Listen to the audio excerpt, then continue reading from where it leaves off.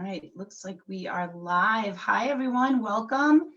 We're going to take a few minutes to let everybody get logged in here and join us at the author event with Lisa Duffy. I'm joined by the George Hale Library. Carol Shed is here too. So please shout out to us, say hello, and we can welcome you.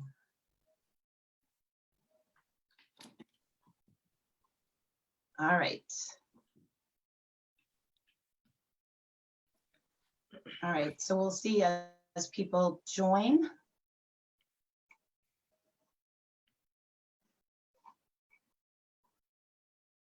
All right, so we don't have anybody yet, but I'm sure they will be here. All right, so Carol, do you want to talk a little bit about the library and what's going on there? Of course. First, I'd like to say hi, everybody, and thanks for joining us, and thank the two of you for having me here to join you. I so happy to be here on Facebook and Zoom in this fun combo. The library. So I work at the George Hale Library in Warren, right down the street from Inkfish Books. And of course, we've been closed for 2 months now with the coronavirus crisis, and we've been doing lots of virtual things that you can find on our website. This is the first time we've done this, which is fun. But it looks like we're going to be opening fairly soon for curbside pickup, and then we'll be going through some slow but steady progress to regular service again, which we all at our library are looking forward to greatly. And so that's it, I think, about the library. It's just our website, if people want to look us up, is www.georgehale.org. And of course, our Facebook page is George Hale Free Library. So, you know, check us out. We have all of Lisa's books in the catalog. I checked before I came on. And so you can always put them on hold and pick them up at your local library anywhere in Rhode Island. So thanks, Lisa, and I'll turn it back over to you. Thank you so much, Carol, and thank you for partnering on this event. Really excited about this. I'd like to take a minute to share some information about Inkfish Books. We're located in Warren, as Carol mentioned, and the bookstore has been closed since March, but we're still providing books and gifts through our online store. And you can do curbside pickup, shipping, or delivery. So you have a lot of options. And you can always reach out to us as well for personal book and gift recommendations. And you can find us via phone, text, email, message, however you want to connect with us. We are there for you. So a lot of pivoting going on, you know, both with libraries and bookstores and all of us, all the small businesses out there. So we've really had to rethink how we do things. And one of the things we're doing now, as you can see, is virtual events. So that is very different, but we are having fun with it, and we're happy to be able to connect with you in some way.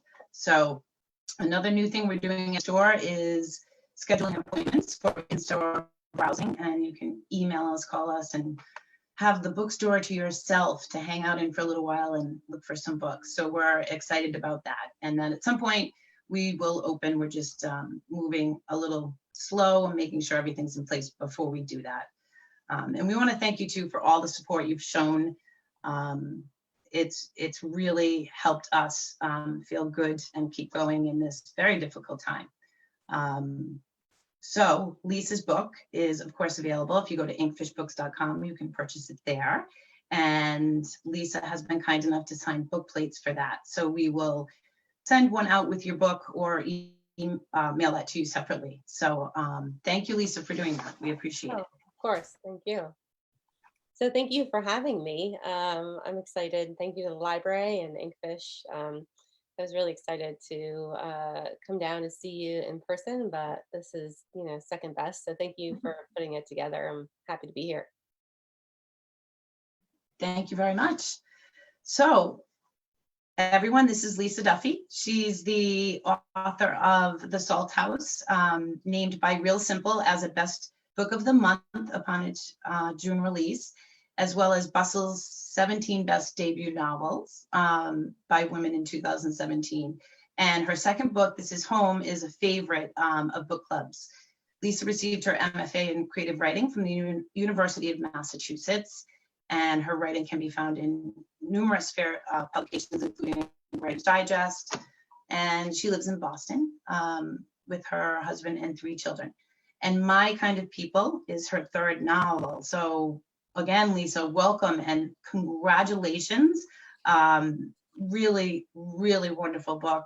I hope everybody has the opportunity to read it, especially at this time. I mean, books are always good and special, but I think with everything we're all going through, to be able to just escape in the way that I did, and I think Carol did as well with this book, is really special and important right now. You know, it just it gives you time to put things in perspective and kind of just escape and feel better. So please definitely go ahead and take it out of the library, purchase it, but definitely you want to read that. Perfect summer read too. So Yes. So Lisa, you're going to be in the store with us. I hope we get to do that someday soon. That would be amazing. Too.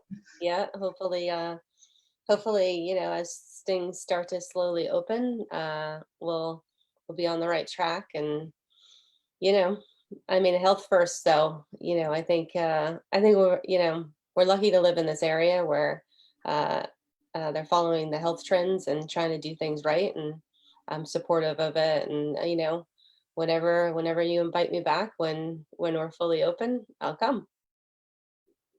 That would be wonderful. Thank you.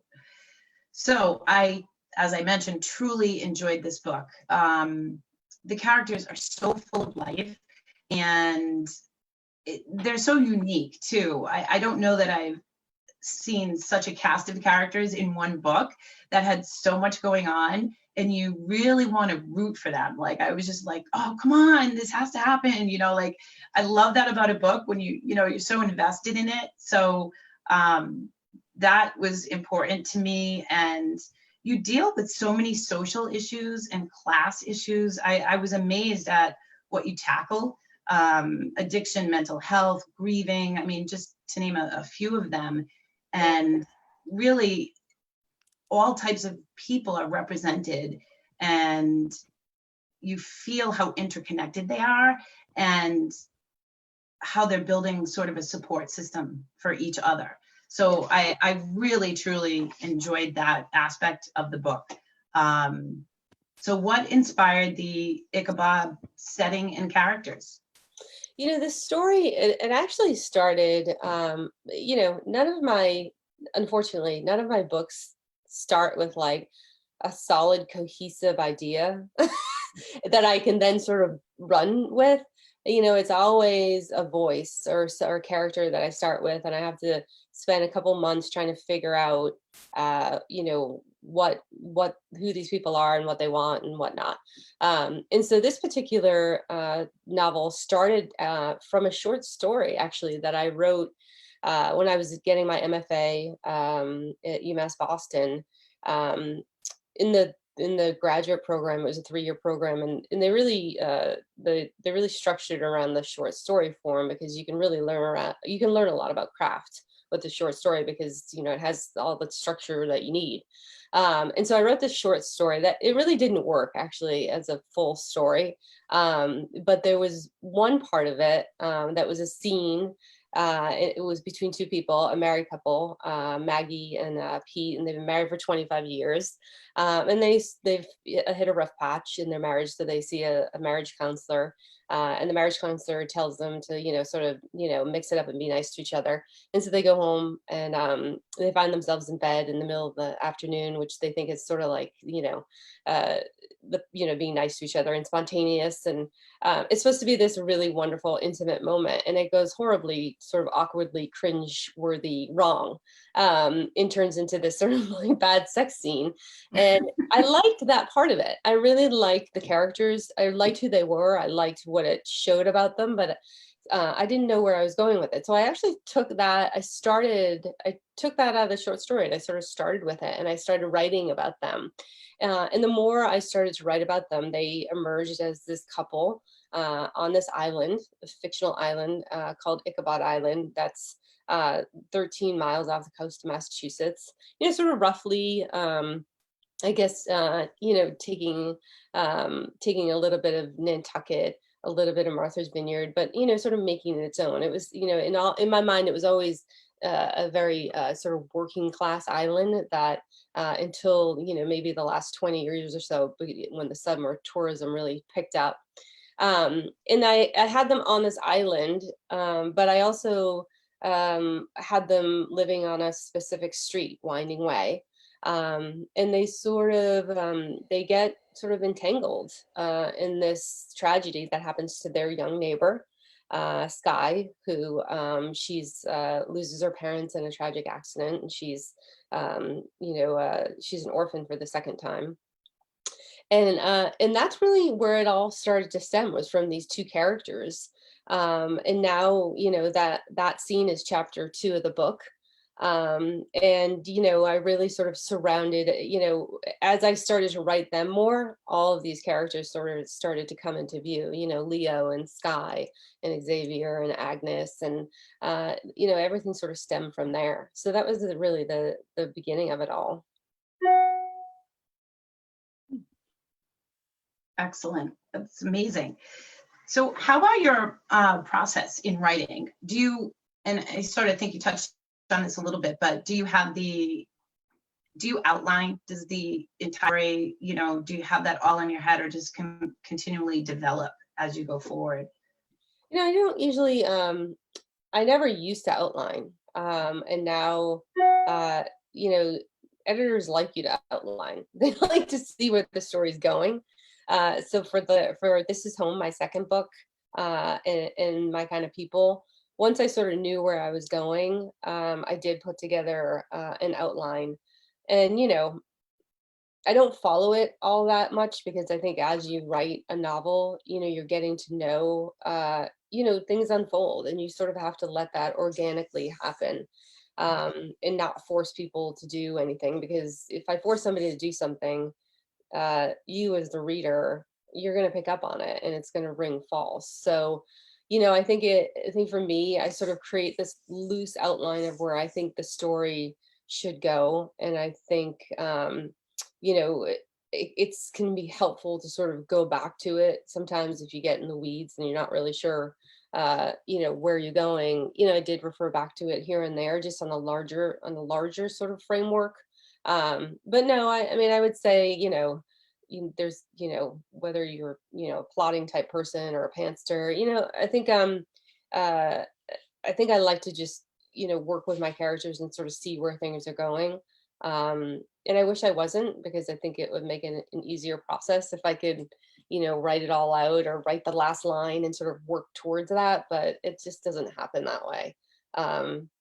So we'll see. This book, I feel like this book came together quicker than my other two, because I think I did have an idea of sort of, it's told by 4 different narrators, but I had an idea pretty early on when I met these characters, where I wanted them to sort of end up, and that's always a little bit helpful. And it stayed pretty true to form, I think, for each of them, where I wanted them to go. They naturally sort of went that way. So it's interesting, because as you're talking, I'm thinking of all of the characters in the book, and there's quite a few. Yeah. We're juggling all of their stories, and I wondered if there were some that, or whether you knew people like all of them, because they all also rang so true to me. And although they were quite different, clearly, and especially the children, especially Sky and her friend, I loved the way they spoke to each other, and then when they spoke with adults around, and the way they pivoted from something super serious, mm-hmm. and then they were like, okay, we don't care about that anymore. Let's go to the treehouse or whatever. Yeah. So all of the different characters, did you have any? You don't have trouble keeping them straight, clearly. No. Did you know them? Did you know people like that, or were there some that were easier? I guess the ones that you originated with. I always like writing kids. I mean, I think you have more freedom with kids because nobody has sort of, if you have kids or no kids, they don't often say what you think they're going to say or do what you think they're going to do. I mean, I have 3 kids who are now, 17, 19, and 21, and they still don't do what I want them to do. And so, I think when you're working with a child who's 10 years old, there's a lot of freedom with it because, especially when you can get somebody like Frankie, her best friend, next to her. Yeah. Because it's sort of like, you're watching them, and that, there's no, they don't really feel like they have to act a certain way. And so that's fun. And it gives you some freedom as a writer to do that. I don't know if, I never ever, I'm always, it's always surprising to me when I have people who read my stuff who I know who will say, oh, this person reminded me of this person, like somebody I might know, because I don't ever write with really anybody in mind. I mean, by the time, if they make it through the first draft as characters and I'm in the revision process and getting to know them even more, then they're so fully fleshed out in my head that they are their own people to me. I often say when I finish a book, I miss them. I mean, I miss these characters. And then you start a new book and you're sort of in a room full of strangers and you're trying to get to know them. So, they're so individually who they are to me when I finish that it's not like I can say like, oh, well, I took this from somebody, I'm sure I did, but I don't know that I did, I mean, yes. I think for me, in this book, though, I will say, I've been asked, was there a character that was sort of easier to write?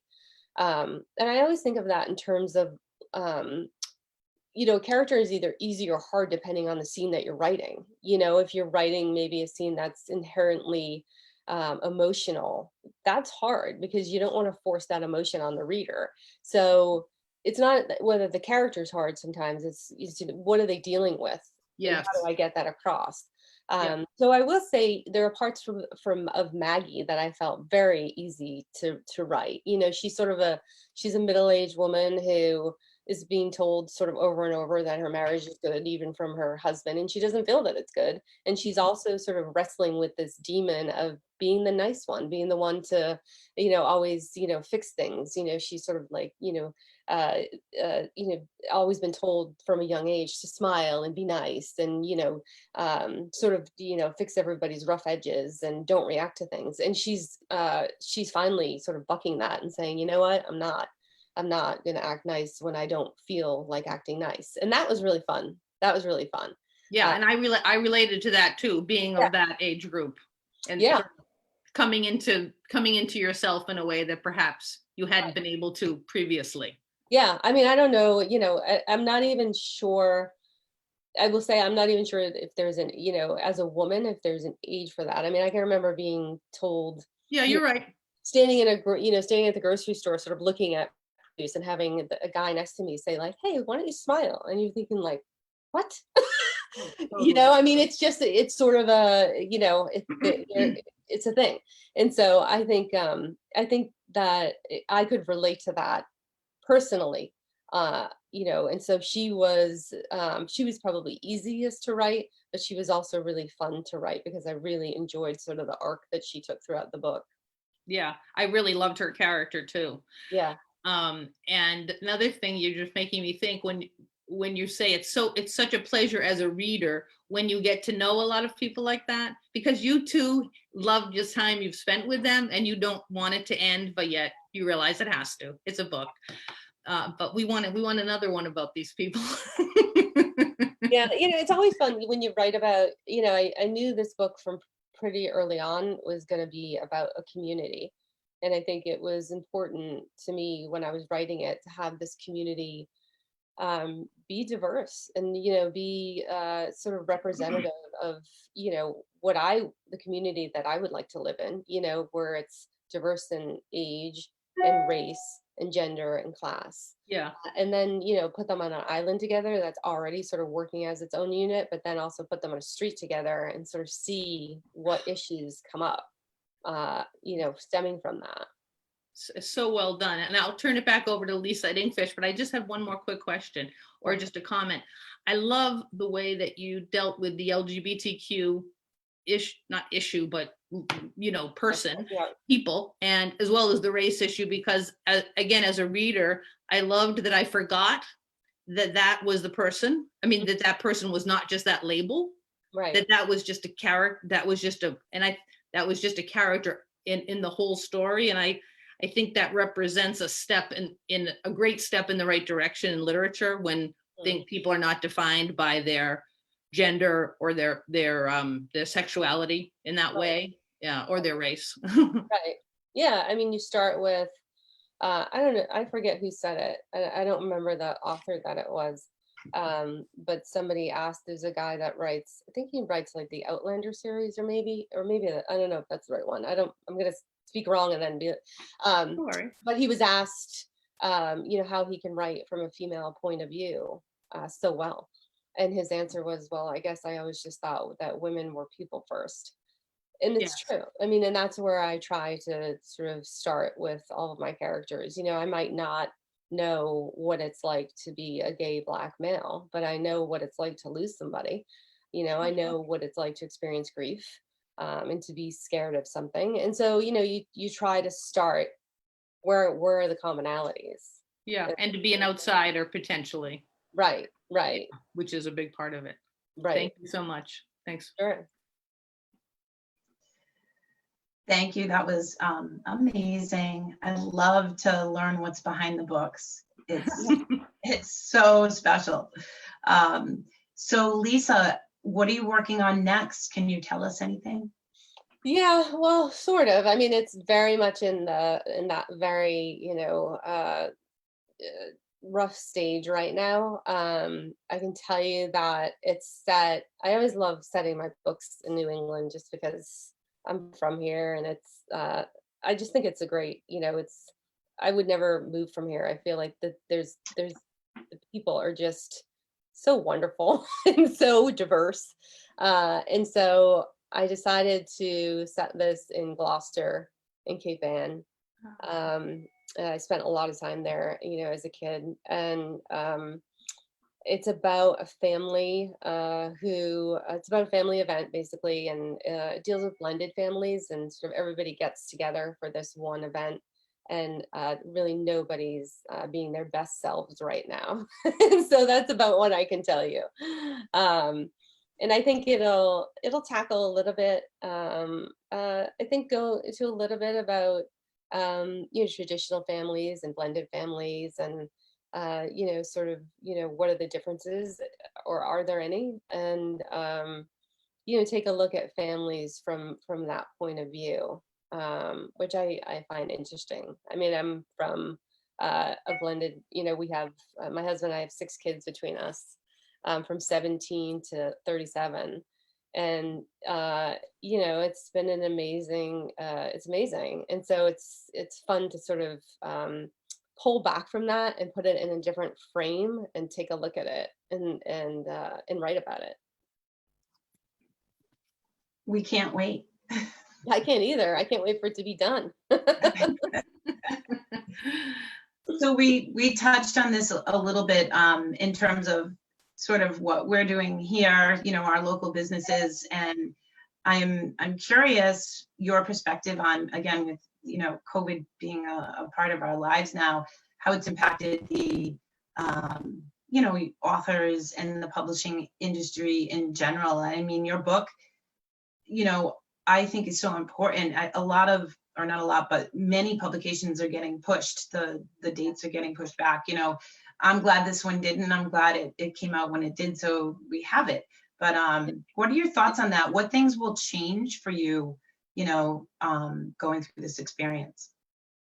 Well, I think it's been interesting. I think what's been really heartwarming is that, the literary community has come together, so quickly. I mean, there's things like A Mighty Blaze, and, different, pretty much all of my events that I had scheduled have gone virtual over in literally, within the last, when we found out about this, that we were going to have to start canceling things, you know, we literally had a couple of weeks. My publicist had a couple of weeks to sort of pivot and get things together.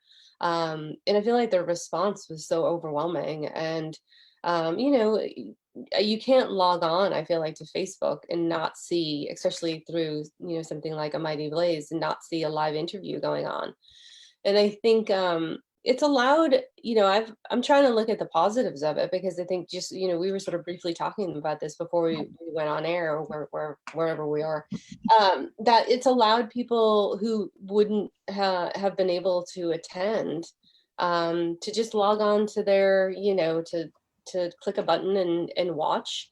And so I've heard, you know, personally from friends and family that have never been able to come to my events, that it was so fun for them to be able to, you know, come to my launch for the first time. So, you know, that part of it, I feel like it's just, you know, it's working out well. Closing bookstores, I mean, I'm sure you guys, you know, that's an awful part of it. And, you know, you miss, I'm sure all readers miss just being able to walk in a bookstore and browse. But, you know, I think, you know, it lets us sort of step back a little bit and maybe look at the things that we took so for granted, you know, even doing small things. I mean, I have a 10-month-old lab, and my husband and I had this great Sunday sort of ritual that we would take him down to the Situate Dog Park and then go pick up a turkey sub that we'd split, and we'd sit outside of this outdoor brewery in Situate, like in their outdoor area. And it was like our Sunday thing. And, you know, the dog park's closed, the brewery's closed, and like a simple thing that you didn't even think about. Now we talk about it all the time, like we cannot wait until we can do something like that again. And so, you know, I think everybody's starting to see, you know, all the little things that they did to spend time together. You know, going out to restaurants again is going to be wonderful. So I just look at this, you know, as it's hard to take, for me to take away, you know, oh, you know, publishing a book during this time. You know, I feel very fortunate that the book is even in your hands. And so I'm not gonna, you know, there's nothing to complain about really. It's just, it's part of what's happening right now. And, you know, I feel very fortunate that everybody's been able to sort of pivot to do what we're doing right now. And, you know, see where it goes. Sure. Absolutely. Shall we do a question from a Facebook viewer? Yeah, I want to do a shout out to Paula and Jessica. Thank you both for attending and for saying hello. We're glad you're here. And I think, Carol, you probably have Paula's question. I do. Paula asks about when you began writing, Lisa, if you could talk about that a bit. Oh, sure. Hi, Paula. I started writing. I started writing when I was probably, I would say, you know, middle school, high school. Started with poetry, and I was really bad at it.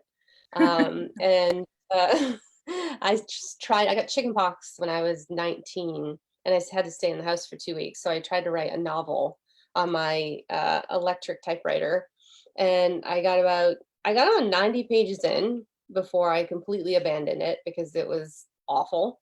I still have it, and it's still awful. You know, at that point, I was 19, and I was reading a lot of. My dad was a policeman in the town I grew up in, and he would take these massive books out of the library. And at that time, he was reading a lot of Pat Conroy and Larry McMurtry. So he would give them to me, and that's what I was sort of reading at that time. And so this novel took place in South Carolina. I had never been to South Carolina. I was living in a triple decker outside of Boston. And it was this guy, Bobby Ray from Fayetteville. And there's a lot of like Ford trucks and, it was set in like sort of like a barber shop.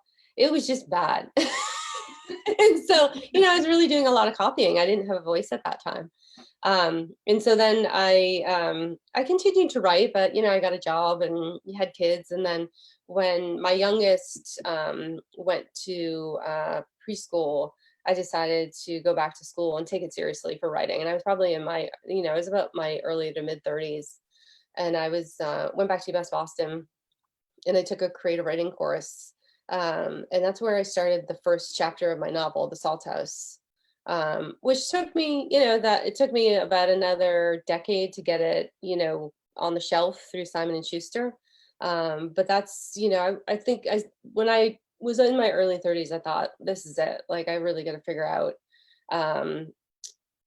if I can do this and if it's something that I can, take seriously. And so the only way I knew really how to do that was to go back to school and get my MFA, because I didn't really, know any other avenue. And it turned out to be, a really wonderful thing. There's nothing like going back to school as an adult, when you really, it was, I loved every minute of it. So that was sort of my writing path.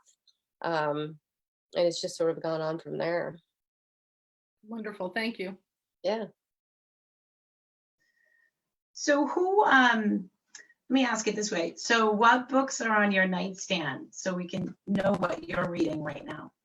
My nightstand right now, I'm reading a lot of manuscripts right now from sort of writer friends. And so but they're sort of on my Kindle right now. But one of them, I'm actually reading a book called A Door Between Worlds by Asana Cedar, and that comes out this September, and that's a really wonderful book. And I actually, for pleasure, just purchased and read one of my favorite writers ever is Ann Tyler. And so she just published Redhead by the Side of the Road. So that's one I just bought. And I read it literally. It's sort of a short. I didn't realize it was going to be, when I finished it, I was sort of sad because I could read anything that she writes. So I just finished that.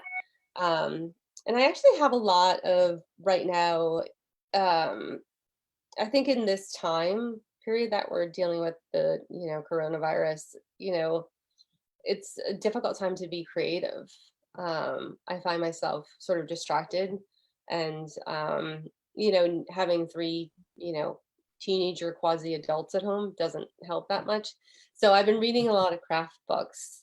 And so I've been reading this book called Art and Fear that is really helpful. And it sort of talks about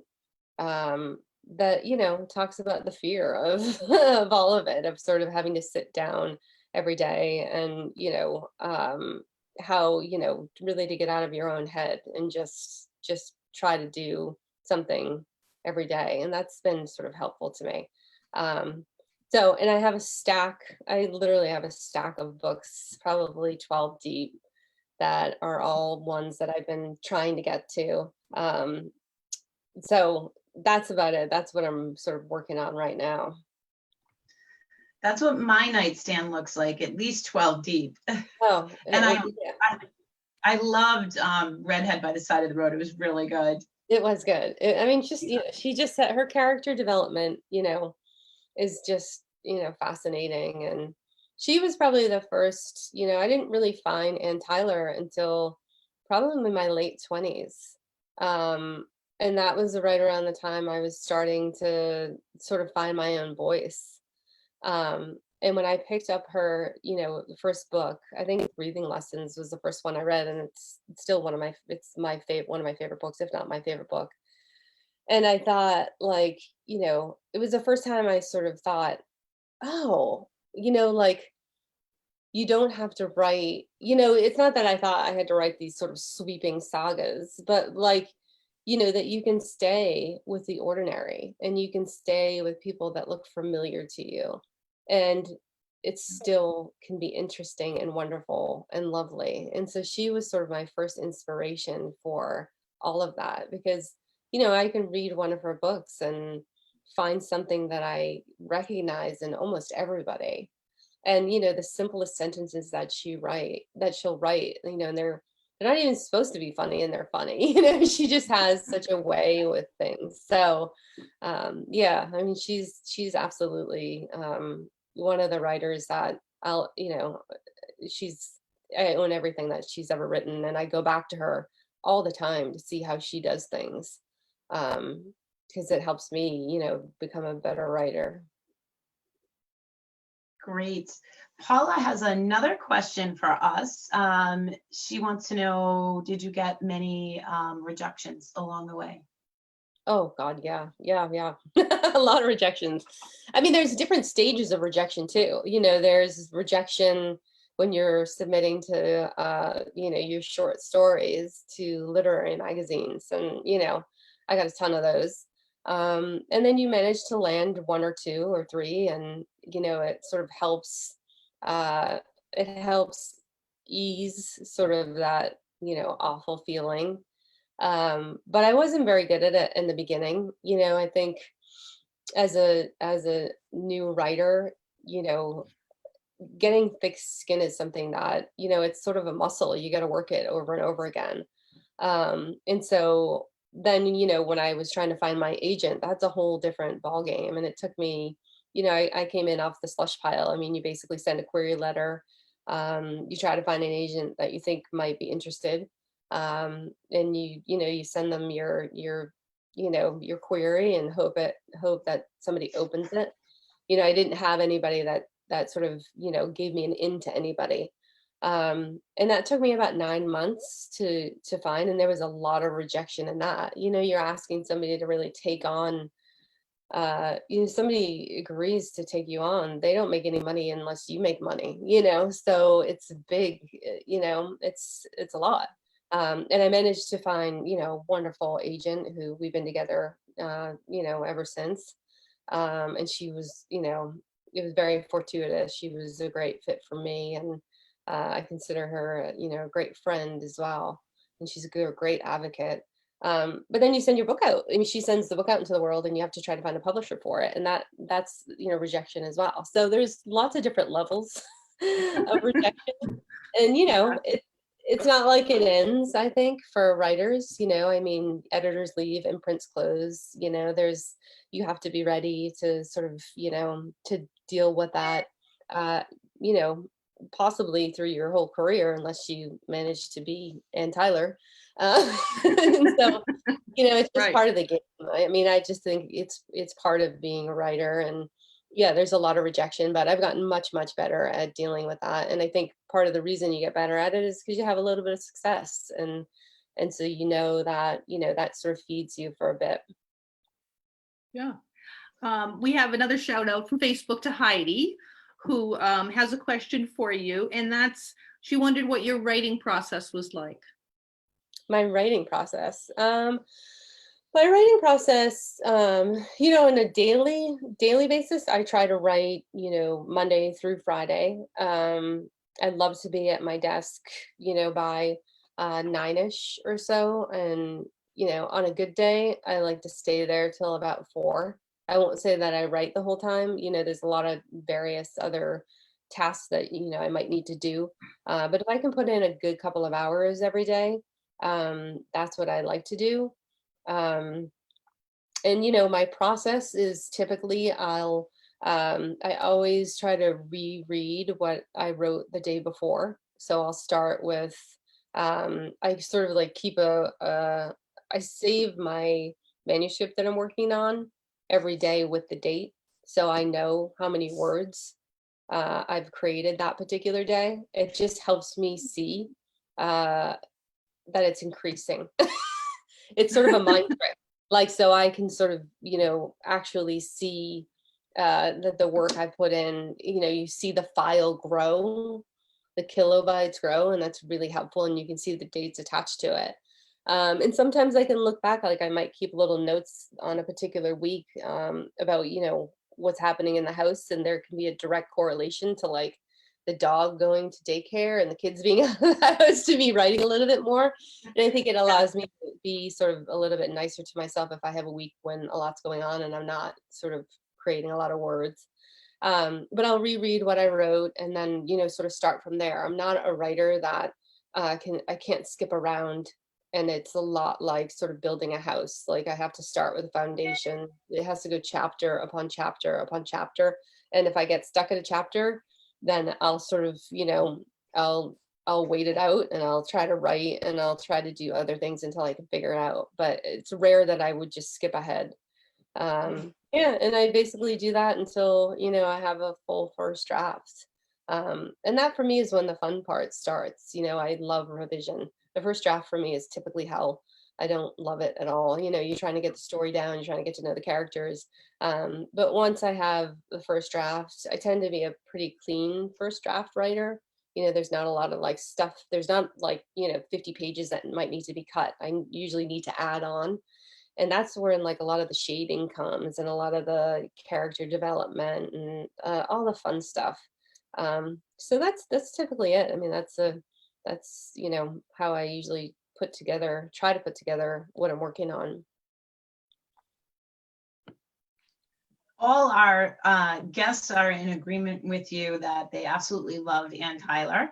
And Sarah, thank you for joining. And she says she loves the idea that you can give yourself permission to write about the everyday and the ordinary.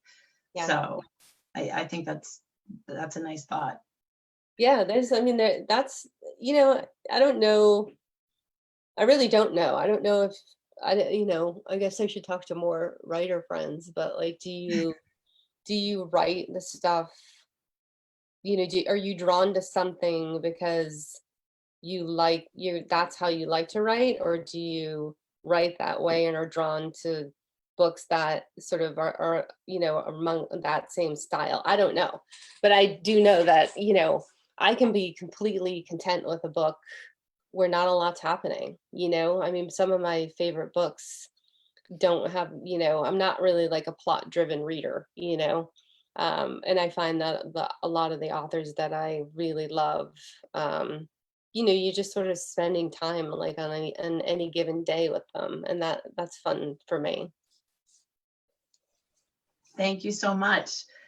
So I think, are there any more questions? Carol, did you have any other questions you wanted to ask Lisa? Well, no, I was just thinking that two authors that your book reminded me of, one was, or the books, A Man Called Ova, Mm-hmm. in the same sense of that community that you mentioned.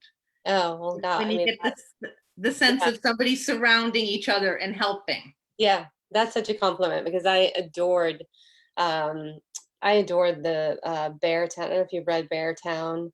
I have not yet. Oh, and then the sequel to it, which is Us Against You. They're fabulous. I mean, fabulous. He takes this little community, and it, really on a high level, it's about hockey, but it's so not. It's so about everything else. And, again, I remember reading Beartown, and I was writing my second book, This Is Home, and I sort of had it, I finished it, and I sort of had it on my desk. And I would like pick it up and, open it sometimes, because just even like a simple sentence, he does, transition so well. Like how he moves through time in books is done just exquisitely. And so I remember, being stuck on certain things and sort of like opening it to a certain page and being like, how did he do that? And I think those are the writers that, I mean, when you have, writers who can teach you something just simply by reading their books and then going back and studying, a turn of a phrase. Yeah, just great stuff. Absolutely. And the other one I was thinking of when you talked about writing about not much going on was Kent Haroof and Plain Song. Oh, yeah. Yeah. I mean, love him. He's such a master as well. Yeah, his books, it's called Souls at Night, I think. It's about an older couple, and I mean, just wonderful. This reminded me of that too. Yeah, wonderful stuff. Yeah, great. I mean, so many great authors that do it so well. Yeah, and with warmth at its heart. I think that's what I really resonated with me right now, and I appreciated it. Thank you. Needed it. Yeah. Carol, did you want to talk about the next event we have coming up on Thursday? Yeah. So Heidi actually joined us too, Lisa. She's a local author here. Oh, very nice. Yeah. So Heidi Cheveroli will be with us, same time, same channel, next Thursday night at 6. And Heidi is going to be sharing with us her book called The Tea Chest. It's a book set in Boston, and it's a time-shifting book that deals with two women, one a contemporary woman, and the other woman is one she learns about that lived in 1773 in colonial Boston. So I think that will also be a really interesting conversation based around Boston and Massachusetts. Yeah, sounds great. I'll have to pick it up. Yeah. All right, I don't think we have any more questions. Lisa, we can't thank you enough. This was really exciting, informative, fun. I sort of dragged my feet a little bit with virtual events because I built Inkfish Books to be a community space, share ideas, and I was doing probably about 3 events a week at the height of the season. So I missed that a lot, but this is great and we can still connect. So thank you for being here. I appreciate it. And I know Carol as well. Yeah, I mean, thank you both for having me. You know, it's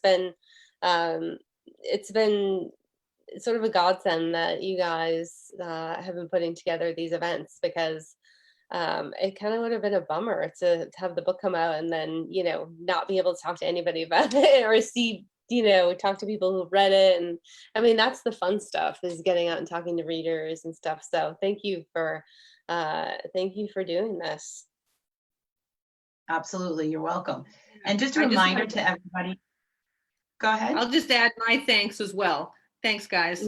And such a great book. If the camera catches me now, which it probably won't, but thank you. Really look for it, everybody.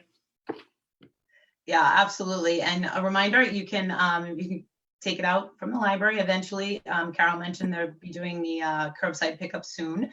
And you can also purchase it at Inkfish Books and Lisa's previous books as well. So just go on over to the website and you can get a book plate to go with it. So we're excited about that. And if anybody wants to sort of stay up to date on what's going on with Inkfish Books, especially during these times, please, while you're on the website, just sign up for our newsletter and you'll hear about all the events we have coming up and any news on our opening and what we have coming up. So thanks everyone for joining us. Lisa, again, thank you. Good luck. We love your book. I'm definitely gonna be hand selling it in the store. So awesome. I look forward to that. Well, thank you. All right. All right. Good night, everybody. Thank you. Night. Bye, guys. Thanks so much.